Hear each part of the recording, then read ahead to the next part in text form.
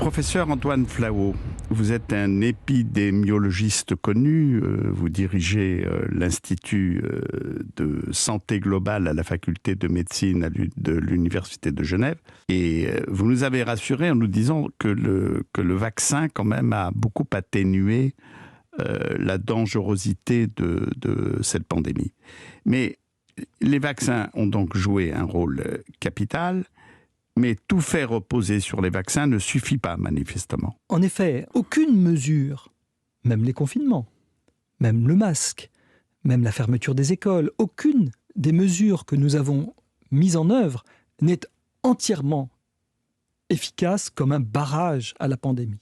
Ce qui permet vraiment aujourd'hui d'être efficace, c'est l'accumulation des mesures. C'est de pouvoir mettre des masques lorsque le virus circule, c'est de pouvoir, bien entendu, utiliser le vaccin. Ce qui est le cas actuellement. Ce qui est le cas actuellement. Et c'est aussi quelque chose que nous n'avons pas fait dans la plupart des pays européens, c'est de déclencher un plan de ventilation qui viserait à améliorer la qualité de l'air intérieur. Vous savez, ici, on est dans des locaux extrêmement modernes, très bien ventilés, et probablement la qualité de l'air intérieur, sur le plan microbiologique, est à peu près équivalente. Quand vous dites ici, ce sont les studios d'Europe 1. Dans les studios d'Europe 1. On peut penser que la qualité de l'air intérieur est à peu près voisine de celle de l'air extérieur. Et cela est très intéressant parce que quand on regarde les contaminations de Covid, 95, peut-être 99% des contaminations surviennent dans des lieux clos, mal ventilés, qui reçoivent du public. Ça peut être nos habitations, mais ça peut être bien sûr les salles de classe, les transports publics, les bureaux partagés, les bars, les restaurants, les clubs, etc.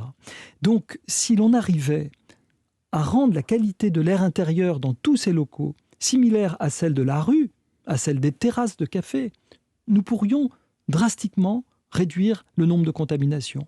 Ça n'atteindrait ni les libertés individuelles, ni notre vie sociale et nos interactions sociales. C'est une urgence de santé publique aujourd'hui que de procéder à l'amélioration de la qualité de l'air intérieur. Mais en attendant, on peut aérer nos appartements abondamment. Vous avez peut raison. Le faire. Vous avez raison, surtout dans les pays tempérés, en l'absence de période de canicule.